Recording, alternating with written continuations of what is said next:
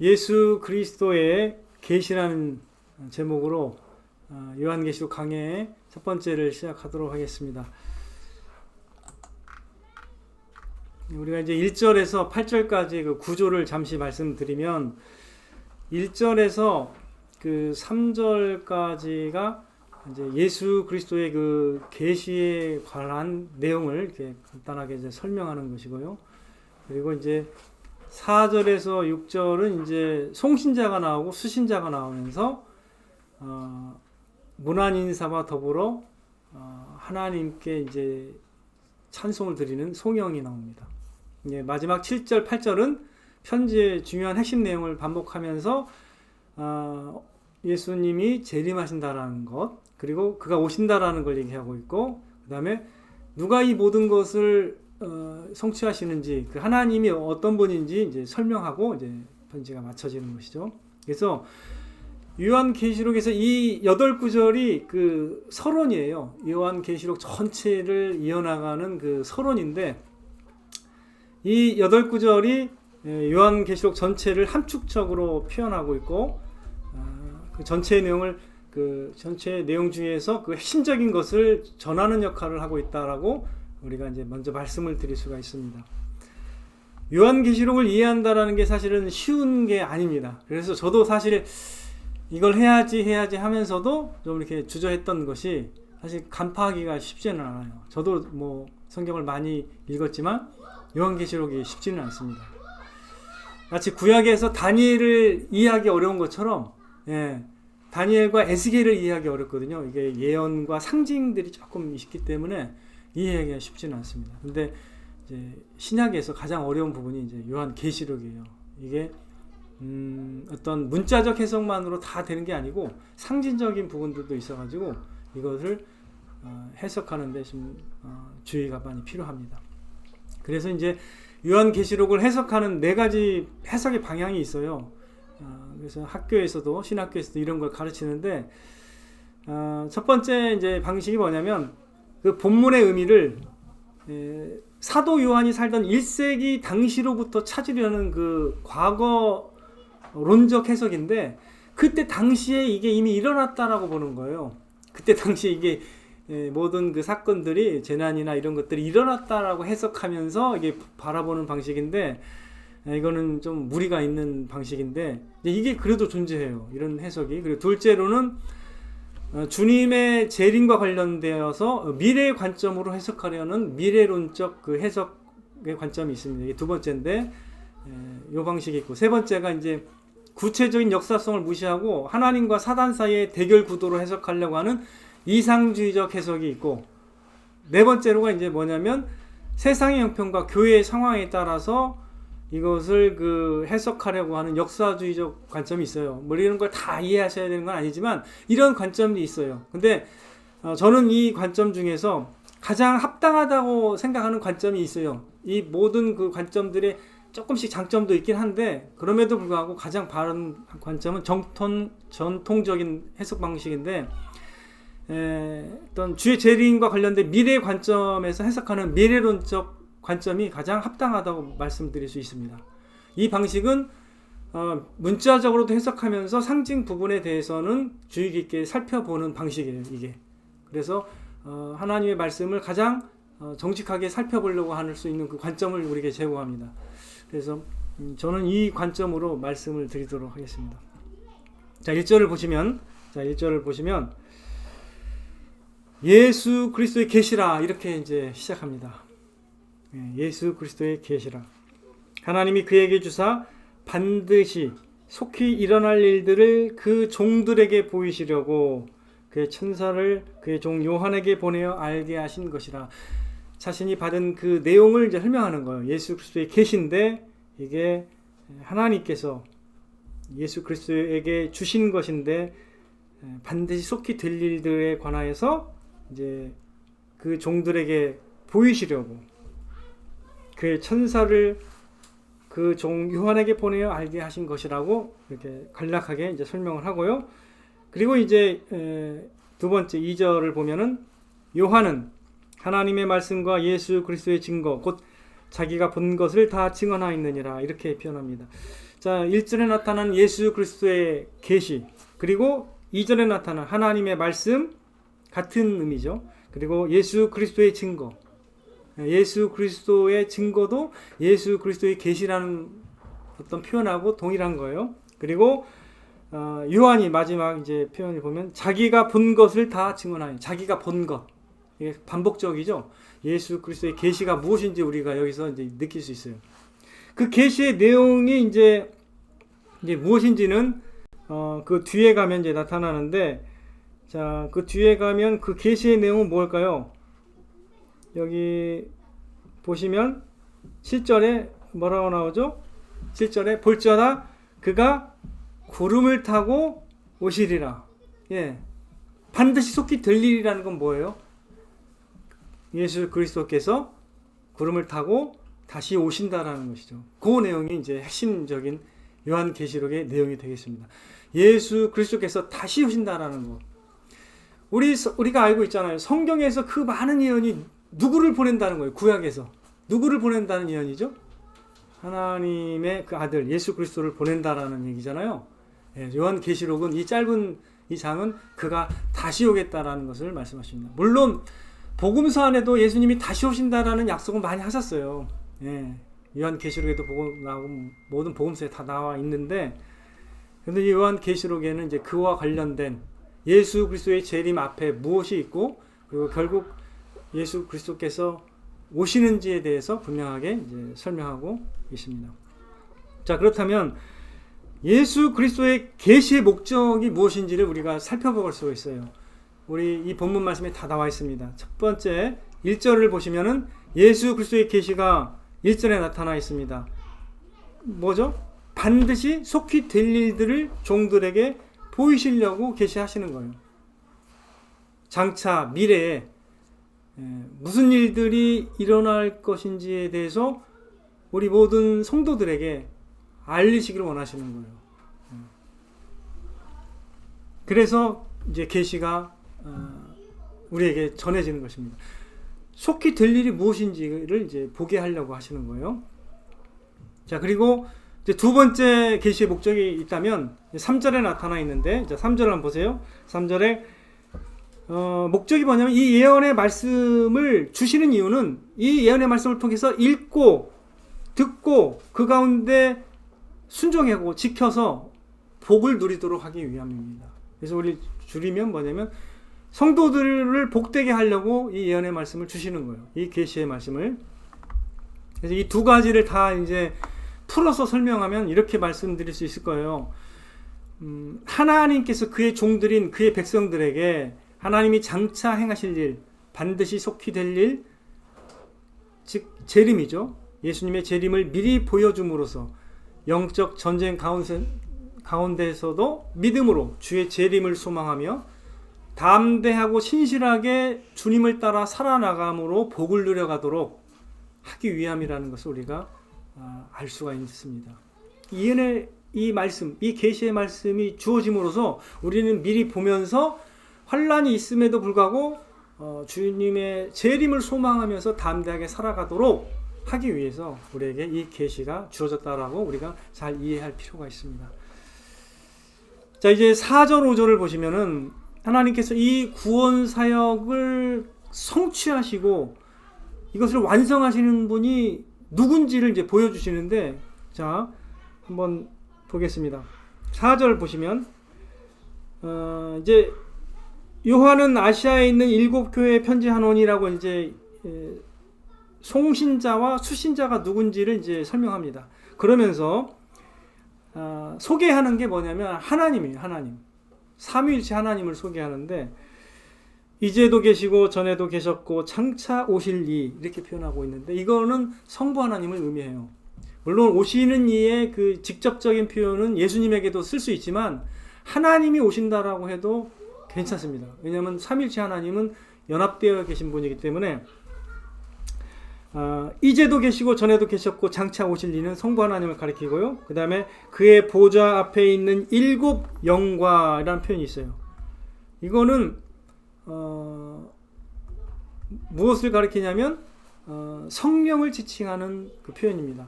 7이라는 것은 완전한 수를 의미하는 숫자인데 보좌 앞에 있는 그 완전한 영은 이제 성령을 의미하는 거예요. 그 다음에 이제 사도 요한은 이제 마지막으로 소개하는 게 보시면은 5절에 보면 충성된 증인으로 이런 표현으로 소개하는데, 충성된 증인으로 죽은 자들 가운데서 먼저 나신 분이 누구예요?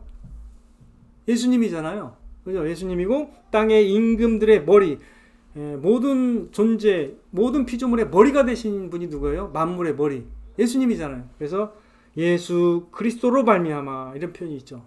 예수 그리스도로 말미암아 은혜와 평강이 너에게 있기를 원하노라. 자, 이게 놀라운 구절인데요. 이게 사도 요한은요, 문안 인사를 하면서 그 안에 그 복음 사건을 계획하시고 성취하신 그 주인이 누구신지를 소개하면서 그 하나님으로부터, 삼위 하나님으로부터 평강과 은혜가 있기를 문안 인사하는 장면이거든요. 놀라운 장면이에요. 이게 복음의 그 모든 내용이 여기에 함축되어 있고, 그리고 이 복음 사건을 주도하신 주인이 누구신지를 여기서 드러내는 거죠. 삼위의 하나님입니다. 성부 하나님과 성령, 그리고 그 아들 예수 성자 하나님으로부터 은혜와 평강이 있기를 문안 인사하는 것입니다. 그러면서 복음을 이제 다시 함축적으로 설명합니다. 보세요. 자, 5절 후반부. 우리를 사랑하사 그의 피로 우리 죄에서 우리를 해방하시고, 그죠? 복음이 간략하게 여기에 함축되어서 설명되어 있습니다.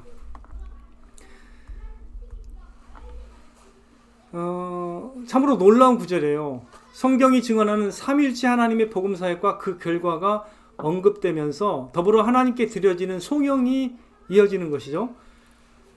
우리에게 놀라운 행복을 전해주는 복음의 의미가 진술되고 있다라고 우리가 느낄 수 있습니다. 그래서 우리가 구속의 결과로, 그 복음 사건의 결과로 우리가 어떠한 존재가 되는지도 함축적으로 진술된 후에 이제 송영이 이루어지는데, 자, 한번 보세요. 복음의 의미가 뭐냐면, 하나님께서 우리를 사랑하사 그의 아들 십자가에 내어주심으로 그의 아들 예수 그리스도의 보혈의 피로 말미암아 우리를 죄사함 받게 한 거잖아요. 이 내용이 그대로 여기 간단하게 표현되어 있습니다. 그리고 복음의 그 효력으로 우리가 어떤 존재가 되는지도 6절에 나타나 있는데, 6절 한번 볼까요? 그의 아버지 하나님을 위하여 우리를 나라와 제사장으로 삼으신, 이렇게 표현되어 있네요. 우리를 나라와 제사장으로 삼으셨다라는 표현이 있습니다. 자, 이 표현은 계시록 5장 10절에도 등장하는데요. 계시록 5장 10절을 잠깐 찾아보세요. 그 뒤로 넘기시면 요한계시록 5장 10절에 한번 우리가 보겠습니다. 자, 계시록 5장 10절을 찾아보면 그들로 우리 하나님 앞에서 나라와 제사장들을 삼으셨으니, 이렇게 표현이 있죠. 네, 우리를 나라와 제사장으로 삼으셨다는 표현이 좀 함축적이긴 한데 이 의미를 우리가 이해해야 되는데요. 하나님께서는 구약에서도요, 그의 택하신 백성들을 그의 소유로 삼으시며 제사장 나라로 삼으시겠다라고 말씀하십니다. 출애굽기 19장 6절에도 너희가 내게 대하여 제사장 나라가 되며 거룩한 백성이 되리라, 이렇게 표현하셨어요. 레위기 20장 26절에도 똑같이 표현합니다. 너희를 나의 소유로 삼으려고 너희를 만민 중에서 구별하였음이니라, 이렇게 표현합니다. 하나님의 소유, 하나님의 제사장 나라가 되게 하는 것이 본래 하나님의 계획이에요. 하나님의 거룩하심과 하나님의 그 복을 선전하고 전달할 수 있는 그런 제사장 나라가 되게 하신다고 말씀하신 거예요. 이스라엘을 향해서. 시편 135편 5절 4절도 이렇게 얘기합니다. 시편 135편 4절. 여호와께서 자기를 위하여 야곱 곧 이스라엘을 자기의 특별한 소유로 택하셨음이로다. 이사야 6장 11절. 이사야 61장 6절이네요. 죄송합니다. 이사야 61장 6절. 오직 너희는 여호와의 제사장이라 일컬음을 받을 것이라. 여호와의 제사장으로 삼기를 원하신 거죠. 그래서 우리가 이 신약에도 보면 이런 말씀이 있어요. 예수님이 직접 하신 말씀인데, 자, 누가복음 12장 32절에 예수님이 직접 이렇게 말씀하십니다. 적은 무리여 무서워 말라. 너희 아버지께서 그 나라를 너희에게 주시기를 기뻐하시느니라. 그 나라, 하나님의 나라를 우리에게 주시기를 기뻐하시는 거라고 주님께서 말씀하고 계십니다. 하나님은 우리를 그의 소유와 그의 나라로 삼으시기를 원하시는 거예요.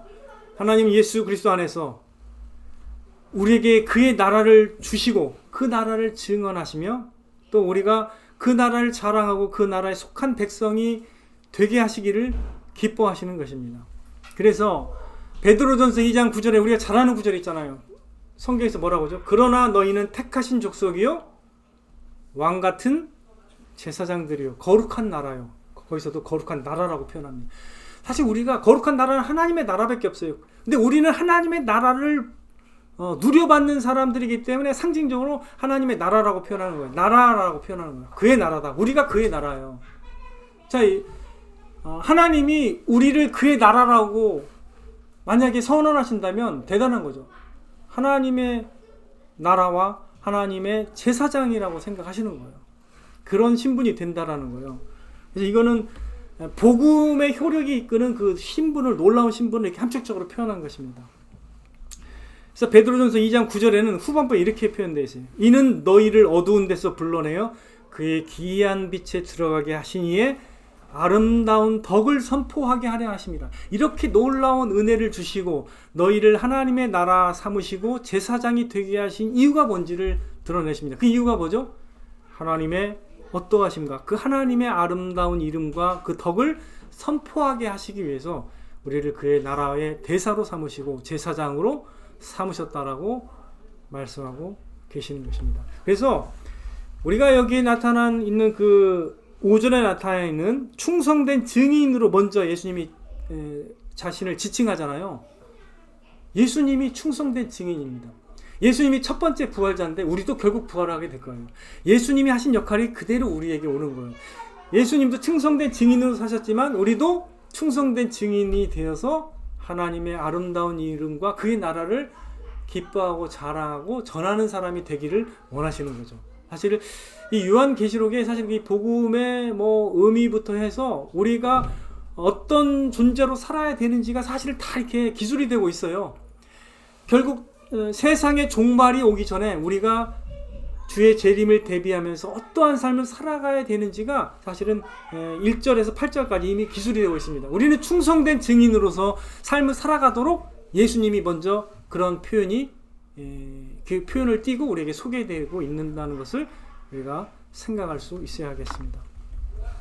자, 이제 7절 한번 보시면 이제 7절에 뭐라고 이제 표현되어 있냐면 보일저다 그가 구름을 타고 오시리라. 그 내용을 이제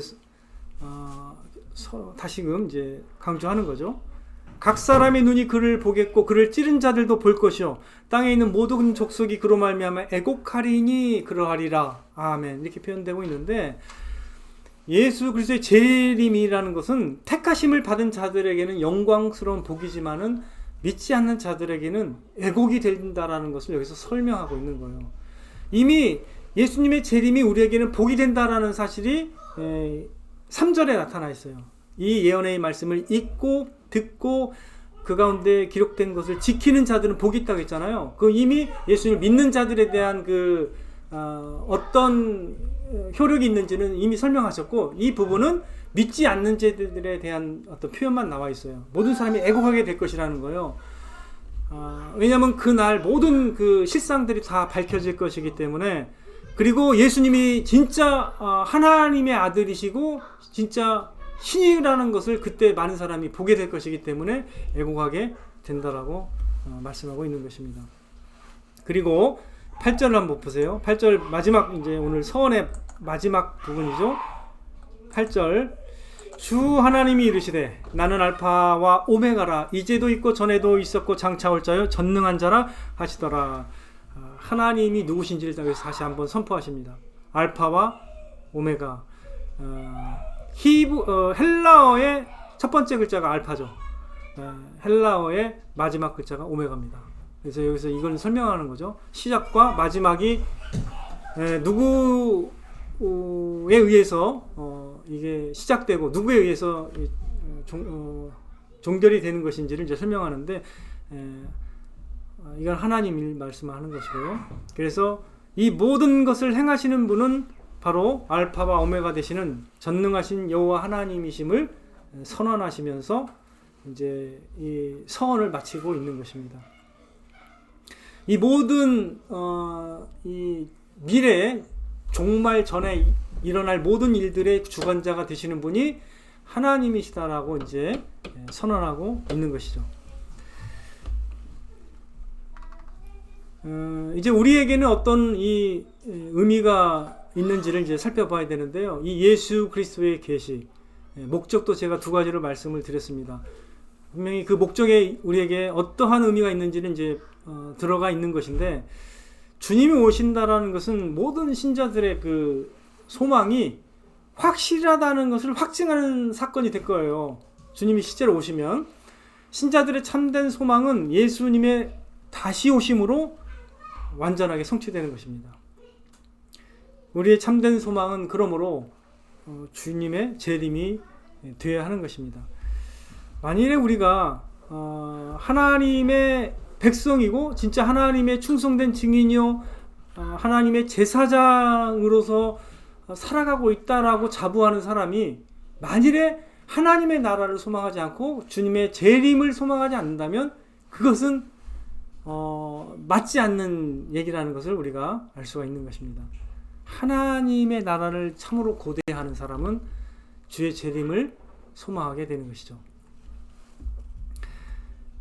하나님의 구원의 완전한 성취는 재림을 통해서 완성되는 것이기 때문에 우리가 이제 이 요한계시록이 우리를 통해서 주어짐으로 하나님께서는 하나님의 나라를 어떻게 성취하시며 어떻게 완성해 나가시는지를 미리 보여주심으로써 그의 신실한 백성들이 끝까지 믿음으로 승리해 나가면서 주의 재림을 사모하는 순결한 그의 백성이 되게 하시기를 원하시는 겁니다.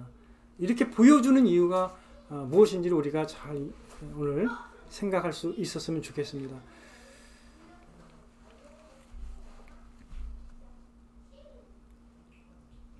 자, 하나님께서 여러분들을 이 땅에서 그의 충성된 증인과 제사장으로서 삼으신 것입니다. 그리고 여러분들은 하나님의 나라의 상속자들이 된 것이죠. 그 나라를 우리가 어떻게 소망하며 어떻게 바라보느냐가 사실은 우리의 신앙의 중요한 부분을 차지하고 있다는 것을 여러분이 좀 인식했으면 좋겠습니다.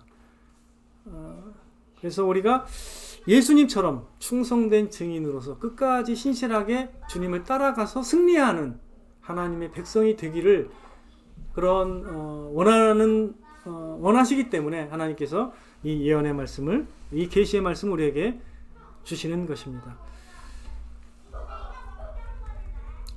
제가 이제 작년 통계를 보니까 우리나라에 약 33,000여 명의 그 탈북자들이 정착하고 있는 것으로 이렇게 기록되어 있더라고요. 이제 탈북자들이 이제 자신만의 그 생사를 거는 탈북 스토리들이 다 있어요. 근데 그들이 이제 공통점이 있는데 하나같이 그 목숨을 걸고 이제 탈북을 해요. 탈북을 했는데 이제 그들이 이제 남한에 와서 이제 생활을 해 나가면서 그들이 지금까지 어떠한 나라에서 살았는지를 이제 아는 거예요. 그 나라 속에 살 때는 잘 몰라요. 비교가 안 되니까. 그리고 인터넷 매체 이런 게 완전히 없거든요. 거기서는 끊어버리고 자체 망만 이제 존재하다 보니까. 그러나 국경지대에 있는 사람들은 그 소식을 들어요. 국경지대나 여기 남한의 그 근처에 있는 데는 남한 방송이 들립니다. 그래서 이제 그 사람들 가운데는 이제 정보를 듣고 이제 서서히 깨닫는 거죠. 그래서 이제 이 사람들이 이제 탈북을 하게 되는 건데, 이제 이들이 사실은 탈북을 하고 나서 여기서 정착하고 나서야 이제 그들이 어떠한 교육을 받아왔는지, 얼마나 실제 남한의 실상과는 다른 그 교육을 받아왔는지를 이제 깨닫는 거죠. 이 사람들은 어렸을 때부터 남한에 대해서 세뇌를 받는데요. 남한 괴뢰 정부의 이제 사람들은 다 판자촌에 거하면서 거지들도 너무 많다라는 교육을 받는데요. 그리고 이 썩어 빠진 그 부패한 자본주의 사회는 인간을 인간으로 대접하지 못한다. 이걸 계속 배운대요. 그래서 그 사람들이 배운 거는 썩어 빠진 그 자본주의예요. 항상 썩어빠진 자본주의라고 생각해요. 돈만 하는 그 어떤 쓰레기 같은 인간이라고 생각하는 거죠. 그렇게 이제 계속 어릴 때부터 배웁니다. 그래서 이제 그런 식으로 생각했다가 나만의 드라마가 이제 들어오고 이제 보는 거예요. 몰래 보는 거. 그거 보다가 물론 걸리면 이제 굉장히 뭐 교화소에 간다고 그래요. 교화소라는 건 거기 엄청 매맞고 거기서 뭐 죽을 수도 있는 거거든요. 근데 그런 게 그렇게 해도 막 퍼진대요. 이게 나만 드라마가 퍼지고 방송이 몰래 듣는 사람도 있고 또 중국 사람을 통해서 이제 지인들을 통해서 이제 뭐 정보도 듣고 알겠죠? 그래가지고 이들이 점점 그들이 교육받은 내용과 전혀 그 실상이 다르다라는 것을 인식하기 시작합니다. 그래서 남한에 가면 그렇게 북한처럼 이렇게 먹고 사는 게 힘들지도 않고 자유로운 삶을 영위할 수 있다라는 것을 그들이 듣게 됩니다. 그리고 북한 체제의 열악함과 잘못됨을 서서히 느낀 사람들이 그래서 목숨을 걸고 탈북을 시도하는 거예요. 그래서 고생 끝에 엄청 탈북의 과정이 쉽지만은 않습니다. 탈북하다가 다시 북송돼서 돌아가서 잡혀서 죽은 사람도 많아요. 그리고 한국행이라는 그 의도를 가지고 만약에 중국을 가잖아요. 그게 걸리면은 그대로 감옥 갑니다. 그대로 그냥 교화소 가서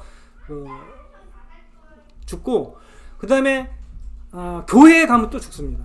교회, 북한에 중국 가서 교회 사람들 만나서 가면 죽고 그래서 몇 가지가 죽어요. 그리고 한국 드라마 보면 바로 그냥 잡혀가고 그래요. 그래서 온 집안이 다 이제 그렇게 될 수가 있습니다. 탈북하다가 걸려서 북송돼서 온 집안이 죽은 경우도 많다고 그래요. 근데 그 가운데도 나중에 또 살아나는 사람도 있긴 한데 이제 실제로 이들이 이제 국정원을 거치면서 대한민국이 그들을 인간으로 대접한다는 걸 깨닫기 시작합니다. 거기서부터 감동을 시작해요. 이 사람들이. 왜냐면 왜 어떻게 교육을 받았냐면 안기부에 가면 너희들 다 죽는다. 다 거짓말을 하다가 나중에 결국 다 죽게 만든다. 이렇게 다 이렇게 얘기를 한대요. 그래서 안기부를 그렇게 두려워한대요. 지금은 이제 국정원이 됐지만 그걸 되게 두려워하고 근데 실제로 국정원에 가니까 사람들이 잘해주는 거예요. 너무나 거기서 막 충격을 받고 다 감동을 하기 시작하면서 하나원 시절이 되잖아요. 하나원에서 생활하게 되면서 서서히 이제 제정신이 좀 들면서 교육을 받아요. 예, 교육을 받고 그 다음에 이제 끝나면 이제 정착금을 주고 집을 받습니다. LH 공짜로 집을 받고 정착금을 받아서 이제 생활할 수 있도록 이제 하는 것이죠. 물론 이제 그 중에 소수는 이제 적응을 못하는 경우도 있는데 개인의 역량 따라 다르잖아요. 그러나 대부분 다 그 북한의 탈북민들이 굉장히 활발하게 잘 살아가고 또 이 남한에 온 것을 너무 감사하고 살아가는 사람이 대다수예요. 거의 제가 볼 때는 한 5% 이상은 그렇게 살아가는 것 같아요. 제가 유튜브에서 가끔씩 이 이만갑을 많이 옛날에 좀 봤고 다른 프로그램 잘 안 보는데 이만갑을 봐요. 옛날에 그 이만갑도 봤고 그 다음에 그들이 또 유튜버들이 많아요. 근데 그 사람들의 그 북한 생활과 간증 이런 거 막 듣는데 진짜 많이 눈물 나는 과정도 많아요. 진짜 뭐 그 삶이 여러분이 상상을 초월하는 정도로 어렵게 살아요. 진짜 막 너무 괴롭고 압제와 잘못 걸리면 그냥 풍지박살 나는 거예요. 그리고 뭐 그냥 너무 열악하다는 거 여러분 잘 아시잖아요. 이건 뭐 제가 다 설명 안 해도. 근데 이들이 이제 이 대한민국 국민이 된 거잖아요. 그래서 여권도 이제 받아서 다른 나라를 가는 거예요. 근데 이것도 너무 이 사람들은 막 축복인 거예요. 막 감히 북한에서는 지역에서 지역을 옮기는 것도 통행권을 받아서 간대요. 그냥 못 가요. 그리고 평양에는 입성을 못 해요. 평양에 갈 수가 없대요. 그거는 이제 신분에 의해서 안 되는 것도 있다고 그래요. 쉽게 갈 수 없는 거예요. 지역을 옮길 수 없다라는 거죠. 다 통제를 받기 때문에. 근데 이 사람들이 대한민국 여권으로 갈 수 있는 나라가 요즘에 몇 나라라고 그러죠? 80나라인가? 뭐 이렇게 된대요. 무비자로 갈 수 있는 나라가 그렇게 많대요. 제가 알기로는 여권 파워가 2등이라고 들었었어요, 한번. 그 어떤 유튜버가 말하는데 2등이래요, 여권 파워. 그러니까 무비자로 갈 수 있는 이 두 번째 나라라는 거죠. 그렇죠? 그 정도로 대한민국의 그 어떤 국민이 된 것의 그 어떤 유익을 누리고 있으면서 이들이 뭐 이 대한민국에 살아가면서 누리는 모든 그 유익과 이런 것들에 대해 감사하는 그 어떤 내용을 유튜브에서 막 얘기하는데, 어떤 사람은 20몇만이고 그래요. 막 그걸 계속 이제 방송하는데, 제가 볼 때도 참 그 마음 볼 때 그 말이나 그 이야기를 들으면서 굉장히 그 감동이 돼요. 뿌듯하기도 하고 감사가 돼요. 그들이 참 고통 가운데 살다가 이 대한민국에서 인간다운 삶을 살아가는 것들을 볼 때 저는 너무 감사합니다. 진짜. 그리고 사실 탈북 스토리 들 때는 참 눈물 나는 것도 많이 있습니다. 참 우리가 그걸 보면 우리가 새로워져요. 우리가 우리가 이 감사가 부족한 사람들은 그걸 좀 봐야 돼요. 북한 사람들의 그 이전 간증을 들으면서 얼마나 감사하고 사는지를 우리가 보면 좀 도움이 된다고 생각합니다. 영원하지 않은 이 대한민국이라는 나라를 통해 얻은 자유와 행복이 너무도 소중해서 즐거이 이 나라를 기뻐하며 자랑하는 탈북민들의 모습을 한번 깊이 생각해 보십시오. 하물며 영원한 영광의 나라의 상속자로 우리가 살아가면서 하나님의 제사장들로 우리가 택함을 받은 우리로서는 더욱 그 나라를 소망하면서 또 그 나라를 자랑하고 기뻐하면서 하나님의 아름다운 이름과 덕을 더욱 즐거이 선포하는 우리들이 되어야 하지 않겠습니까? 저와 여러분들이 이러한 시각과 열정으로 좀 더 깨어 있어서 저는 더 무장되었으면 좋겠어요. 하나님의 그 복음의 위력과 하나님의 나라가 얼마나 위력적이고 많은 사람을 행복하게 하고 영원토록 그들에게 자유와 평안을 줄 수 있는지를 우리가 더 알고 느끼고 확신하기를 바라는 것이죠. 하나님은 그렇게 되기를 원하실 것입니다. 저와 여러분이 이 요한계시록을 통해서 무엇을 하기를 원하실까? 이 장래에 일어날 여러 어려운 상황도 보여주실 것입니다. 그러나 마침내 승리하신 주님께서 재림하게 되실 것이라고 분명하게 말씀하고 있습니다. 그러므로 하나님의 나라가 예수님의 재림으로 온전하게 성취될 것을 우리는 바라보고 있는 것이죠. 이미 승리를. 물론 예수님 믿고 살아가는 것이 그저 이 모든 세상에서 다 만사형통된다라고 생각하실 필요는 없어요. 그렇게 되지 않습니다. 어려움도 많고 견뎌야 될 게 많이 있습니다. 인내해야 될 게 많다는 거 여러분 잘 아시잖아요. 그러나 우리가 이 요한계시록에서 궁극적인 승리를 우리가 내다보고 있고 예수님이 오신다라는 사실을 여러분 꼭 기억하셔야 됩니다. 그가 오시면 모든 게 다 드러나게 되고 우리의 신앙이 진짜인지 아닌지도 나중에 드러나게 됩니다. 그래서 되게 중요한 겁니다. 예수님의 재림을 바라보느냐 그렇지 않느냐가 우리로 하여금 가장 큰 시험에 준비하게 하느냐 그렇지 못하느냐가 되게 만드는 거예요. 저는 어릴 때부터 그 시험에 대해서 굉장히 민감했어요. 근데 그렇게 민감할 필요가 있어요. 왜? 내가 공부하고 준비한 것이 제대로인지를 여기서 입증해야만 합니다. 나는. 그리고 나는 그걸로 내 성취를 보는 거죠. 필요한 거예요. 나는 그래서 시험에 준비할 수 있는 사람이 껴있는 사람이라고 생각합니다. 그러나 가장 중요한 시험이 뭐냐? 주님의 재림 때 나는 어떠한 평가를 받게 될 것이냐. 그게 진정한 시험입니다. 다른 건 사실은 다 자잘한 거예요. 다른 거 우리가 신경 쓰는 거에 비하면 주의 재림에 대해서 우리가 어떤 열정으로 살아가야 될지가 답이 나올 겁니다. 주의 재림을 우리가 소망하면서 믿음으로 충성되게 살아간다면 하나님이 기뻐하실 것입니다. 무엇보다도 하나님이 예수 그리스도 안에서 우리에게 맡겨주신 그 신분을 하나님께서 생각할 때 우리가 그렇게 아름답게 살아갈 때 충성되게 살아갈 때 하나님은 그것을 기뻐하실 것이라는 것입니다. 그러한 은혜가 저와 여러분에게 넘치게 되기를 주님의 이름으로 축원드립니다.